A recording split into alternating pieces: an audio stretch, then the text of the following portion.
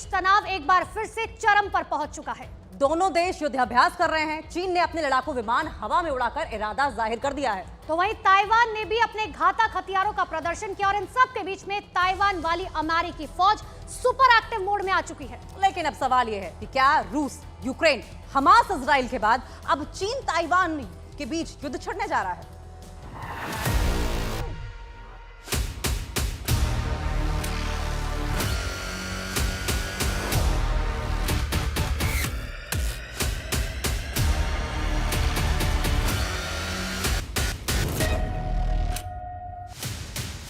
चीन ने तोड़ी सीमा रेखा, ताइवान ने भी ठोका ताल। चीन को मुंहतोड़ जवाब देने के लिए ताइवान तैयार। ड्रैगन की घेराबंदी के खिलाफ ताइवान की ड्रिल। युद्ध का एक और मोर्चा तैयार।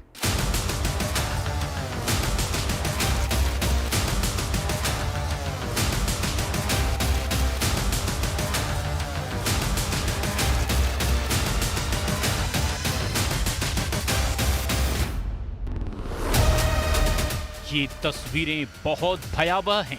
चीन ने ताइवान को चारों तरफ से घेर लिया है।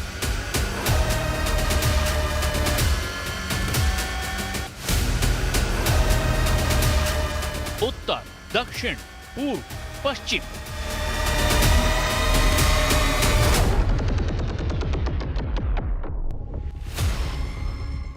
रूस, यूक्रेन, फिलिस्तीन, इजराइल और अब क्या ताइवान चीन युद्ध छिड़ने वाला है? दुनिया भयभीत है क्योंकि चीन की विस्तारवादी आकांक्षाएं फिर उफान पर हैं। पहले आपको चीन का ताइवान के खिलाफ खड़ा किया गया मोर्चा दिखाते हैं,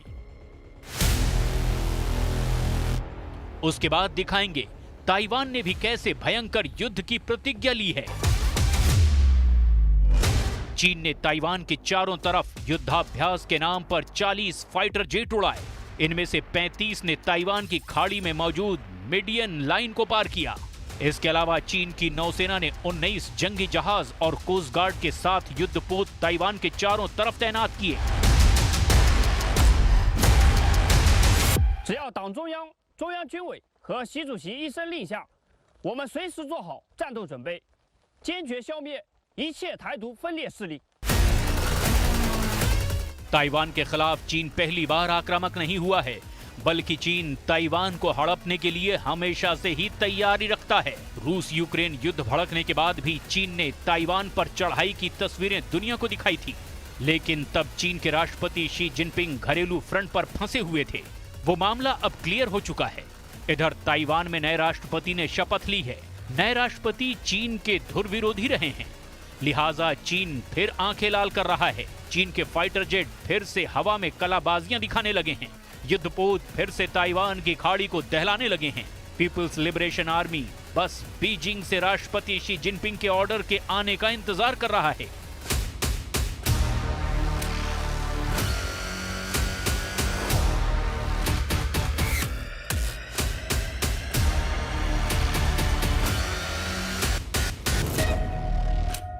此次行动打的是台独嚣张气焰，射的是外部势力干涉介入，完全合理合法、正当必要。台湾地区领导人上任就严重挑战一个中国原则，赤裸裸贩卖两国论。 चीन ने ताइवान को कभी भी खुद से अलग नहीं देखा, लेकिन तथ्य ये भी है कि ताइवान पर सीधा हमला करने की हिम्मत भी अब तक नहीं दिखा पाया है। और इसका कारण ये है कि चीन grey war zone warfare strategy के तहत काम कर रहा है। ग्रे जोन वॉरफेयर से मतलब है दुश्मन के खिलाफ एक्शन लेते दिखना, लेकिन साथ ही इसका खास ख्याल रखना कि लाइन क्रॉस ना हो। मतलब दुश्मन युद्ध से डरता रहे लेकिन युद्ध की नौबत ना आए। शी जिनपिंग के सामने तस्वीर साफ है कि ताइवान में चीन का झंडा फहराना है, लिहाजा शक की कोई गुंजाइश नहीं दिखती कि ताइवान को चीन बख्शने वाला है। लेकिन दिक्कत यह है कि चीन के सामने छोटा ताइवान भर नहीं है। चीन के सामने ताइवान के साथ खड़ा है अमेरिका। चीन अमेरिका से सीधी जंग नहीं चाहता, लिहाजा रणनीति बदलता रहता है और बार बार धमकी देता है कि ताइवान में खून की भी नदियां बहानी पड़े तो वो रुकने वाला नहीं है। 台湾是中国的台湾，怎么解决台湾问题是14亿多中国人民自己的事。中国人民解放军以实际行动捍卫国家主权和领土完整。台独挑衅一次，我们的反制就推进一步，直至实现祖国完全统一。 चीन बहुत बड़ा देश है। ताइवान की तुलना में उसके पास संसाधन कई गुना ज्यादा हैं। उसके पास आर्मी की शक्ति ज्यादा है, हथियार ज्यादा है, लेकिन ताइवान छोटा ही सही, ताइवान के पास ताकत कम ही सही, ताइवान के लोगों के पास अपने देश के लिए लड़ने का मादा बहुत ज्यादा है। लेकिन ये सब कैसे?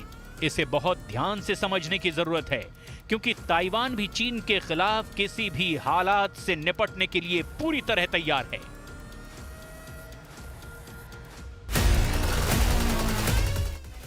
ताइवान में मौजूद अमेरिकी स्पेशल फोर्सेस हाई अलर्ट पर हैं, और इतना ही नहीं, ताइवान ने भी बचाव के लिए तटों के पास अपनी supersonic anti ship missile HF-3 तैनात कर दी है।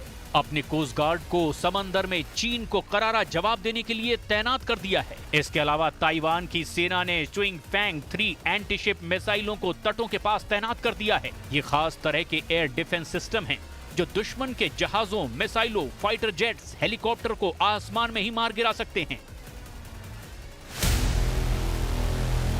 ताइवान ने स्ट्रेटेजिक पोजीशंस पर स्विंग फैंग 3 यानी कि HF-3 सुपरसोनिक मिसाइलों को तैनात किया है। इन्हें ब्रेव विंड 3 भी बुलाते हैं।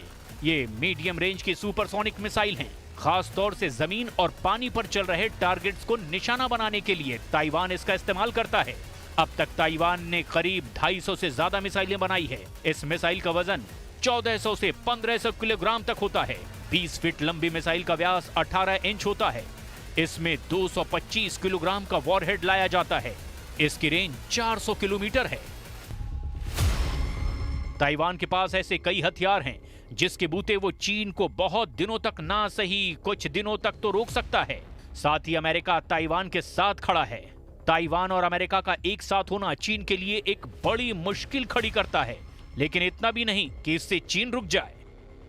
चीन के विदेश मंत्रालय के प्रवक्ता वांग वेनबिन ने ताइवान द्वीप के चारों ओर चीनी सैन्य अभ्यास को गंभीर चेतावनी बताया है। उन्होंने कहा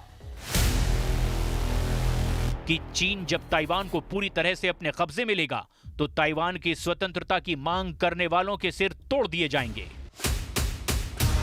आशंका ये जताई जा रही है कि जून की शुरुआत में चीन ताइवान में घुसपैठ कर सकता है, लेकिन ऐसी आशंका पिछली बार भी जताई जा रही थी।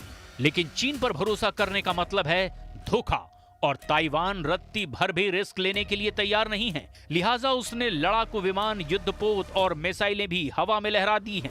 युद्ध होगा तो भयंकर, और विनाश सिर्फ छोटे से ताइवान को नहीं भुगतना होगा, बल्कि चीन का भी बड़ा नुकसान होगा।